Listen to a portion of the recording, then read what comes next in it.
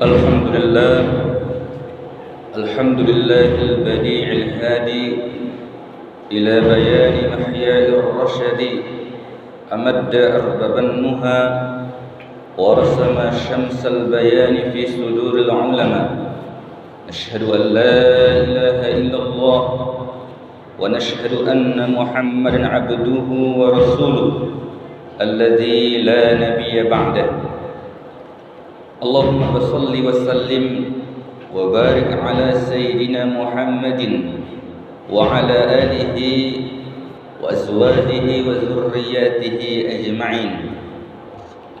قال الله تعالى في القرآن الكريم: أعوذ بالله من الشيطان الرجيم، بسم الله الرحمن الرحيم.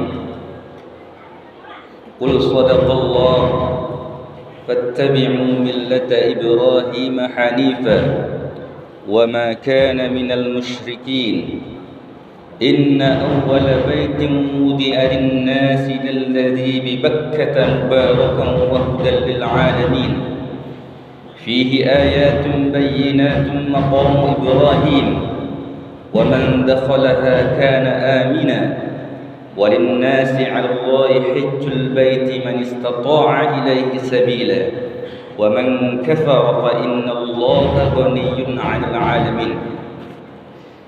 عباد الله، إني أوصيكم بتقوى الله فمن اتقى فقد فاز المتقون ومن خسر فهو من الخاسرين. Kembali kita mengucapkan puja dan puji kepada Allah Subhanahu wa taala karena pada hari ini kita masih diberikan oleh Allah Subhanahu wa taala kesempatan, kesehatan, sehingga kita masih bisa melanjutkan atau melaksanakan amal ubudiyah kepada Allah Subhanahu wa taala, yaitu ibadah Jumat. Salawat berangkaikan salam kepada Nabi kita, pedoman kita, role model, a man of action, Nabi kita Muhammad sallallahu alaihi wasallam. Allahumma salli ala Sayyidina Muhammad wa ala alihi Sayyidina Muhammad. Saya selaku khatib tak bosan-bosannya menghimbau jamaah sekalian untuk meningkatkan kualitas takwa kita kepada Allah Subhanahu wa taala, di mana Allah telah menjanjikan siapa yang bertakwa akan dimasukkan oleh Allah Subhanahu wa taala ke dalam golongan hamba-hambanya yang salih, hamba-hambanya yang beruntung, hamba-hambanya yang akan mendapatkan kemuliaan dari Allah Subhanahu wa taala. Jamaah Jumat yang dimuliakan oleh Allah Subhanahu wa taala, hari ini adalah tanggal 3 Zulhijjah. Karena bulan Qamariyah Zulqa'dah hanya terhitung 29 hari. Oleh karena itu tanggal 6 kita akan melaksanakan sholat Idul Adha. Berarti kita sudah memasuki hari haji. Karena di 10 tanggal Zulhijjah itu berarti kita sudah masuk ke dalam hari yang disebutkan oleh Nabi kita Muhammad SAW, Yaumul Ashur. Dalam Al-Quran, dalam surah Al-Fajr disebutkan walayalin ashur, demi hari 10. 10 yang dimaksud di sini adalah 10 hari Zulhijjah. Berarti di tanggal 9 itu para haji akan melaksanakan wukuf di padang Arafah. Sementara di tanggal 8 itu adalah hari Yaum At-Tarwiyah.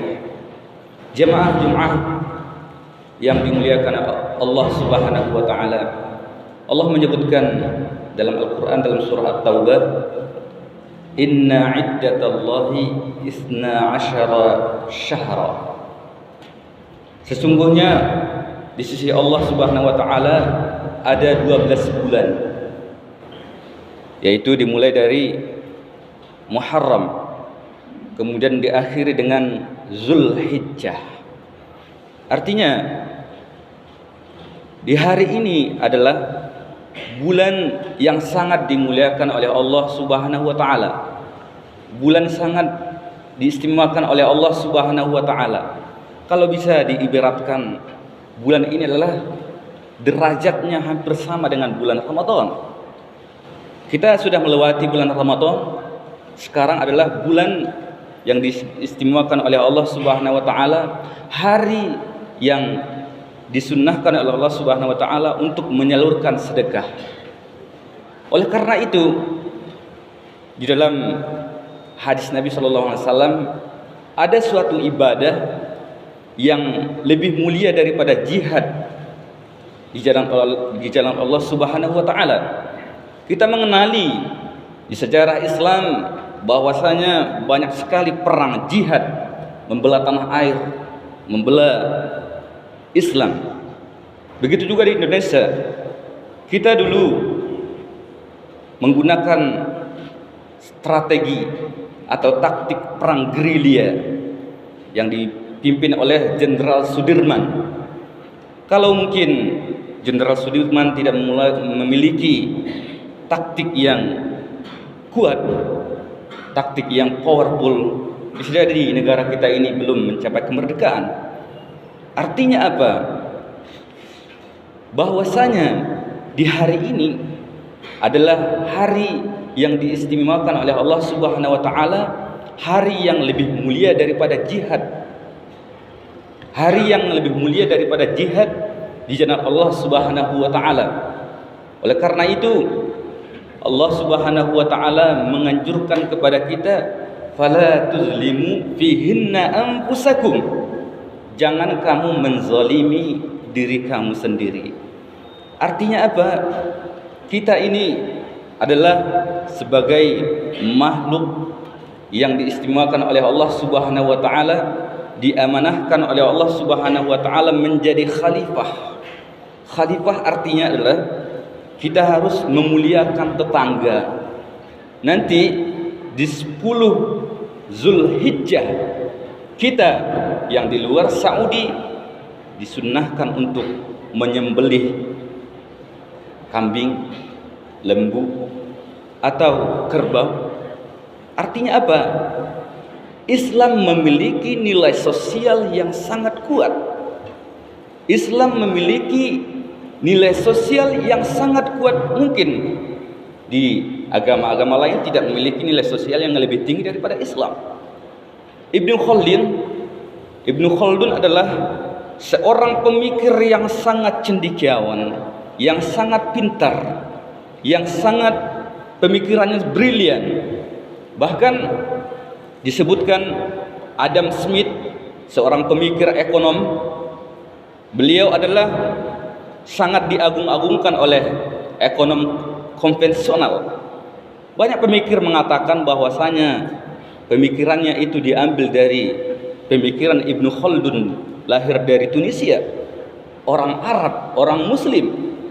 Beliau menyebutkan, seandainya ajaran-ajaran Islam itu ditetapkan atau diterapkan dalam suatu negara, maka tidak perlu ada pajak lagi.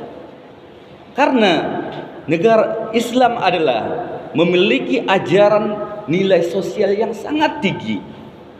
Semua hari-hari kita itu dipenuhi dengan nilai sosial, saling membantu. Wa ta'awanu 'alal birri wat taqwa. Tolong menolonglah kamu dalam kebaikan dan takwa. Ajaran kita, ajaran agama yang suci, Islam memiliki nilai sosial yang tinggi, saling membantu, saling bahu-membahu. Kita dipertemukan dengan akidah yang sama. Innamal mu'minuna ikhwatun. Sesungguhnya orang-orang mukmin adalah ikhwah, bersaudara. tanpa memperdulikan dia aliran apa, tanpa memperdulikan dia background pendidikannya dari mana. Tetapi yang kita pedulikan adalah kita semua bersyahadat asyhadu an la ilaha illallah wa nashhadu anna Muhammadan abduhu wa rasuluh. Kita bersyahadat bahwasanya Allah Subhanahu wa taala adalah zat yang wajib kita sembah. Bahwasanya Nabi Muhammad adalah utusan Allah Subhanahu wa taala. Oleh karena itu, ibadah haji ditetapkan oleh ajaran kita. Siapa yang melanggar atau meninggalkan rukun haji atau umroh, dia wajib membayar dam.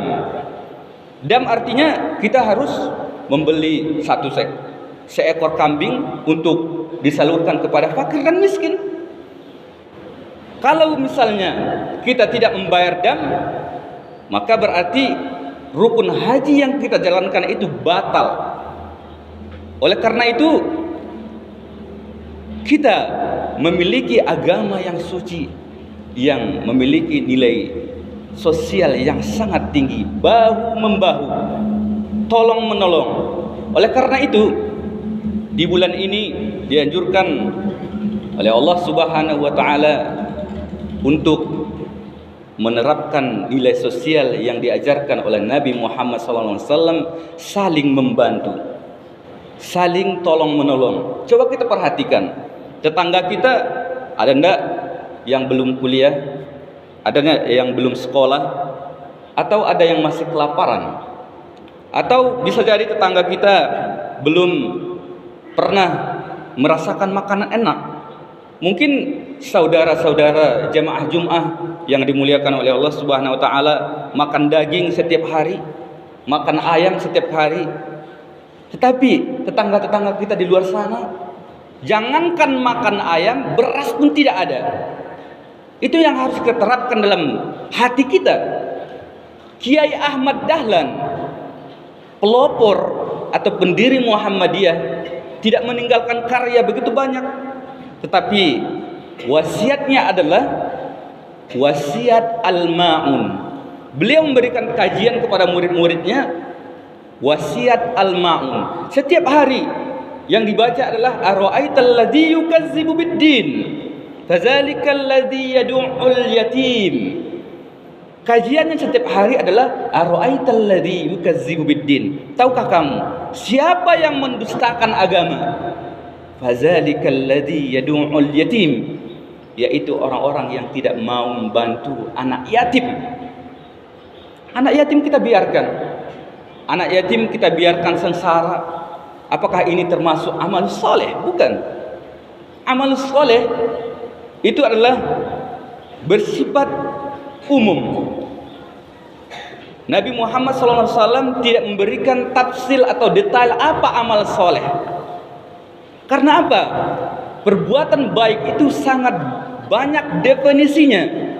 Ketika kita berkata baik, menasihati orang, ketika kita membantu orang lain, mulut kita jaga agar tidak menyakiti hati orang lain, itu termasuk al-amalu as-soleh.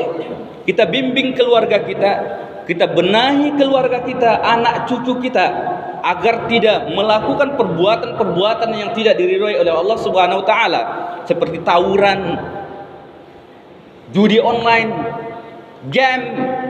Itu adalah bukan termasuk perbuatan yang baik. Tetapi perbuatan yang baik adalah mempunyai nilai progresif yang tinggi. Oleh karena itu, hari atau bulan yang sangat dimuliakan oleh Allah Subhanahu wa taala, ayo kita berlomba-lomba untuk bersedekah, berlomba-lomba untuk melakukan amal yang terbaik di sisi Allah Subhanahu wa taala. Karena kita sebagai muslim khalifah, kita sebagai muslim telah diamanahkan untuk memakmurkan dunia ini, memakmurkan bumi ini. Kita mempunyai konstitusi yang sangat panjang. Intinya apa? Mensejahterakan rakyat, mensejahterakan keluarga, mensejahterakan tetangga, mensejahterakan umat Nabi Muhammad sallallahu alaihi wasallam. Fa'tabiru ya ulil absar la'allakum turhamun.